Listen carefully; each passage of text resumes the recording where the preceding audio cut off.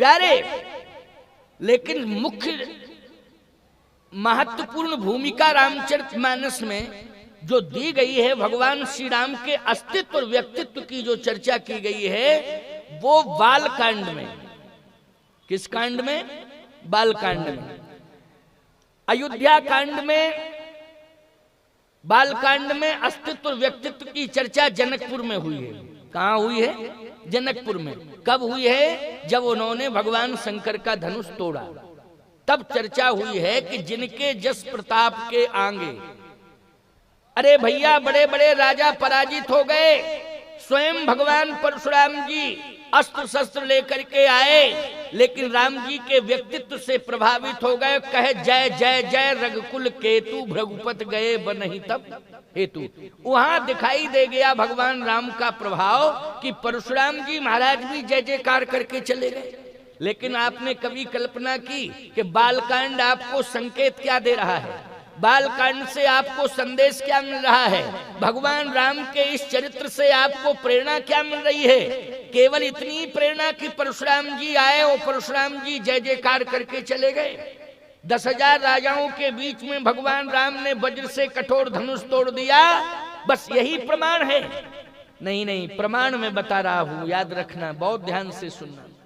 बालकांड आपको शिक्षा देता है कि जीवन में क्रोध नहीं करना चाहिए। बड़ी से बड़ी प्रतिकूल परिस्थितियां ही क्यों ना आ जाएं, लेकिन फिर भी क्रोध नहीं करना चाहिए। क्रोध पर नियंत्रण रखना चाहिए, और जब क्रोध की कंडीशन पैदा हो जाए तो उस समय बोध को जागृत कर लेना चाहिए। किसको? बोध को। जीवन में बोध महत्वपूर्ण है, क्रोध महत्वपूर्ण नहीं है। और आज स्थितियां ये हैं उल्टी, क्योंकि बालकांड ठीक से सुन लो, भगवान राम ने जनकपुर में यही तो किया।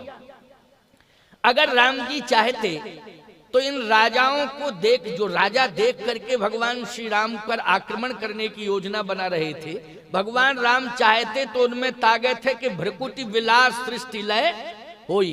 क्यों भैया, है कि नहीं ताकत कि भ्रकुटि विलास सृष्टि लय होई?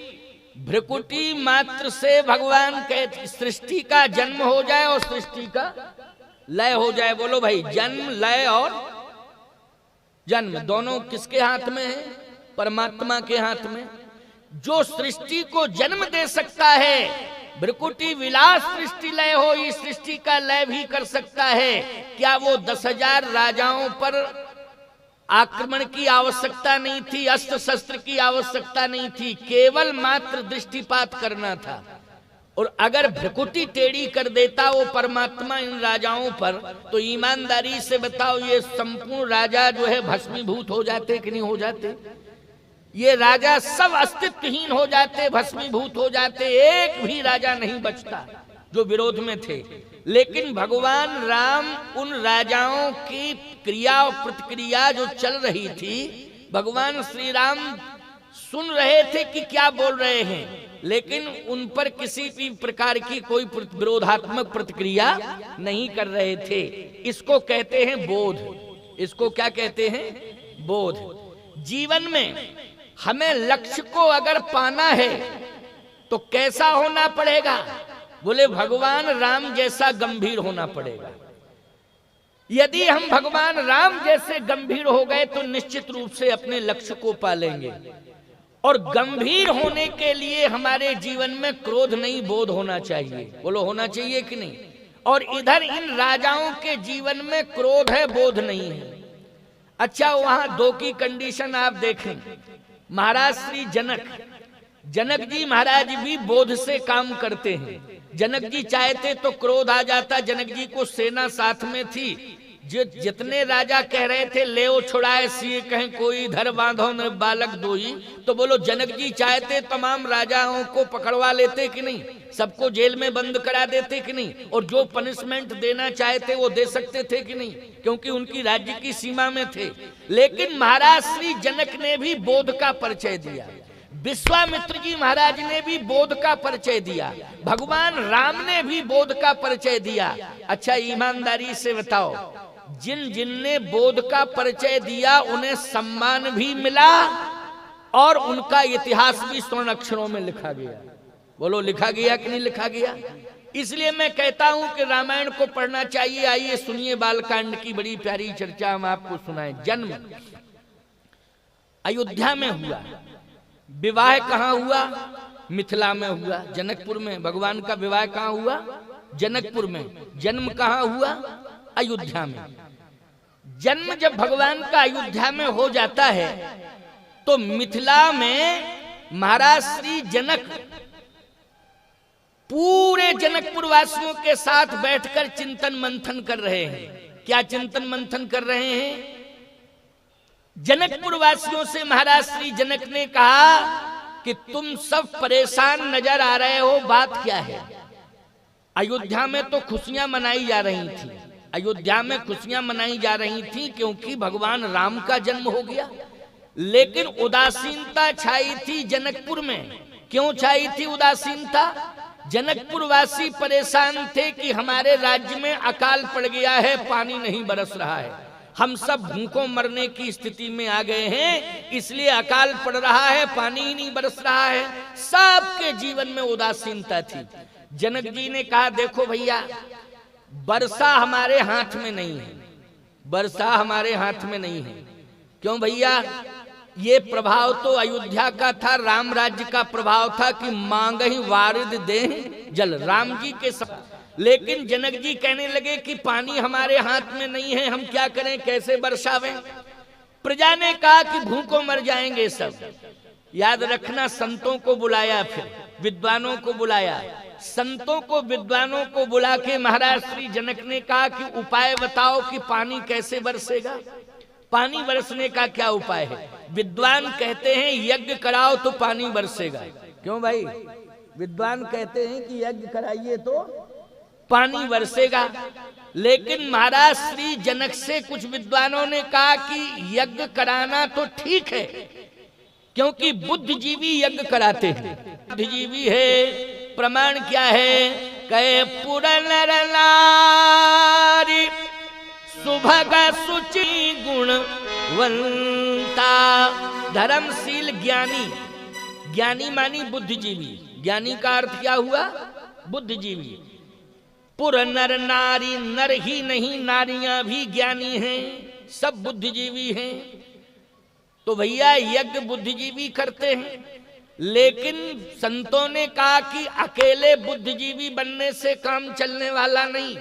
फिर बालकांड आपको शिक्षा दे रहा है। वहां संतों ने कहा जनकपुर में कि अकेले बुद्धिजीवी बनने से समस्या का समाधान नहीं होगा, बुद्धिजीवी के साथ साथ प्रत्येक व्यक्ति को श्रमजीवी भी होना चाहिए, श्रम और बुद्धि का समावेश होना चाहिए, तो निश्चित बड़ी से बड़ी समस्या का समाधान हो जाएगा। मैं एक बात कहता हूं, बहुत से लोग हैं बुद्धिजीवी हैं लेकिन बीमारियों से परेशान हैं। बोलो हैं कि नहीं? वो कहते हैं महाराज बीमारियों ने इतना घेर रखा है कि हमारी बुद्धि ही काम नहीं करती। ऐसा भी कहते हैं बुद्धिजीवी कि बीमारियों ने इतना परेशान कर दिया है कि हमारी बुद्धि ही काम नहीं करती। इसका मतलब है कि बुद्धि को भी रोग ने परेशान कर दिया। बोलो कर दिया कि नहीं? यानी बुद्धि का अस्तित्व भी रोग के कारण खतरे में पड़ गया। बोलो पड़ गया कि नहीं? लेकिन आपने कभी विचार किया, बहन बेटियां भी हमारी बात को ध्यान से सुने, देश के नौजवान भी हमारी बात को ध्यान से सुने, जितने भी अबाल वृद्ध नर नारी बैठे हैं सबको सामूहिक रूप से मैं बता रहा हूं, कान खोल करके सुन लेना। रोग को दूर करने के लिए योग की जरूरत है। बहुत से रोग ऐसे हैं कि औषधियां लेने के बाद भी वो रोग दूर नहीं हुए, लेकिन योग करने से वो रोग दूर हो गए। अब ईमानदारी से बताओ, योग में श्रम की जरूरत है कि नहीं? बोलो है श्रम की जरूरत कि नहीं? सीधी सी बात यह है कि अगर बुद्धिजीवी पहले से ही श्रमजीवी बना रहता तो ये बीमारियां नहीं आती। लेकिन रोग को भगाने के लिए हमने श्रम को स्वीकार किया है, तो सीधी सी बात यह है कि बुद्धिजीवी को श्रमजीवी होना चाहिए और श्रमजीवी को बुद्धिजीवी होना चाहिए। श्रम और बुद्धि का समावेश होना चाहिए, तभी समस्या का समाधान होगा। तो जनक जी महाराज के राज्य में सब बुद्धिजीवी, पुर नर नारी सुभग सुचि संता और धर्मशील ज्ञानी गुणवंता। साधु संतों ने कहा, सुनो जनक जी, जब तक श्रमजीवी नहीं बनोगे तब तक समाधान नहीं होगा। तो क्या श्रम करना पड़ेगा? हाँ, क्या श्रम करना पड़ेगा? एक बात बताएं आपको, आजकल श्रम का ठेका उनको दे दिया जाता है जो मजदूरी करते हैं। बोलो भैया, श्रम का ठेका उन्हें दिया जाता है जो मजदूरी करते हैं। लेकिन मैं एक बात कहता हूं, बालकांड तुम्हें प्रेरणा देता है कि श्रम केवल मजदूर ही नहीं करता है, श्रम राजा भी करता है। जब राजा श्रम करता है तब उसे समाधान मिलता है। संतों ने कहा कि तुम राजा हो, लेकिन तुम्हें हल चलाना पड़ेगा। क्या चलाना पड़ेगा? हल। तो बोलो, महाराज श्री जनक ने हल चलाया कि नहीं चलाया? राम का जन्म तो हो गया, लेकिन अभी सीता जी का जन्म नहीं हुआ। और जब तक सीता जी का जन्म नहीं होगा बालकांड में, तो विवाह कहाँ होगा? और कैसे होगा विवाह? बोलो भाई, बालकांड में राम का जन्म हमें कराना पड़ेगा, तो श्री किशोरी जी का भी जन्म बालकांड में ही हुआ। बोलो, हुआ कि नहीं हुआ? और बालकांड में ही भगवान सीताराम जी के विवाह की लीला संपन्न हुई। तो उस समय साधु संत महात्माओं ने कहा कि आपको हल चलाना पड़ेगा। बोलो भैया, राजा भी हल चलाने के लिए खेत में गया कि नहीं गया? गया। और सुन लो माताओं ध्यान से, महाराज श्री जनक की धर्मपत्नी महारानी सुनैना, जो सोने के पलंग पे सोती थी, सोने की थाली में भोजन करती थी, सुख सुविधाओं से युक्त जीवन व्यतीत करती थी। लेकिन संतों ने कहा कि अकेले महाराज श्री जनक नहीं, साथ में सुनैना जी को भी जाना पड़ेगा। दोनों पति पत्नी मिलकर हल चलावे। इसका मतलब है कि श्रम से पति पत्नी दोनों को जोड़ा गया। बोलो, जोड़ा गया कि नहीं? ज्ञानियों से पूछा गया कि सीता क्या है, तो ज्ञानियों ने कहा कि सीता जी मुक्ति है।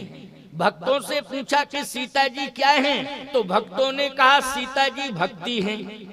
ठीक है भैया, सीता जी मुक्ति भी हैं और सीता जी भक्ति भी हैं। लेकिन वेदांतियों से पूछा गया, उन्होंने कहा सीता जी शांति हैं, साक्षात सीता शांति हैं। इसका मतलब है कि सीता जिसको मिलेंगी उसी के जीवन में शांति आएगी। बोलो, आएगी कि नहीं? सीता जी जिसको प्राप्त होंगी उसी को शांति मिलेगी। जिस राज्य में सीता का जन्म होगा उस राज्य में शांति आएगी। बोलो, आएगी कि नहीं? जैसे ही महाराज श्री जनक और महारानी सुनैना दोनों ने हल चलाया और हल का फल घट से टकराया, और जैसे ही घट से टकराया उसी घट से शांति रूपी सीता प्रकट हो गई और झरझर झरझर झरझर झरझर पानी बरसने लगा। ईमानदारी से बताओ, श्रम करने से शांति मिली कि नहीं मिली? श्रम करने से क्या मिली? शांति मिली। इसलिए चाहे जितनी सुख सुविधा युक्त जिंदगी तुम्हारी क्यों ना हो माताओं बहन बेटियों, चाहे जितने बड़े आलीशान भवन में क्यों न रहती हो, चाहे जितनी बड़ी आलीशान व्यवस्थाओं में क्यों न रहती हो, लेकिन अपने घर का काम अपने हाथों से किया करो। अपने घर का काम अपने हाथों से किया करो। तुम चाहे जितने बड़े उद्योगपति क्यों ना हो, चाहे जितने बड़े अधिकारी क्यों ना हो, चाहे जितने बड़े व्यापारी क्यों ना हो, लेकिन तुम सबको चाहिए संकल्प लो। ये बालकांड शिक्षा देता है कि हमें अपना कार्य अपने हाथों से स्वयं करना चाहिए। अगर हम अपने हाथों से अपना कार्य करेंगे और इतना ही श्रम हमारे जीवन के साथ जुड़ जाएगा, तो याद रखना हमारा जीवन सदा शांति युक्त जीवन रहेगा, कभी अशांति हमारे जीवन में नहीं आएगी। ये बालकांड आपको प्रेरणा दे रहा है।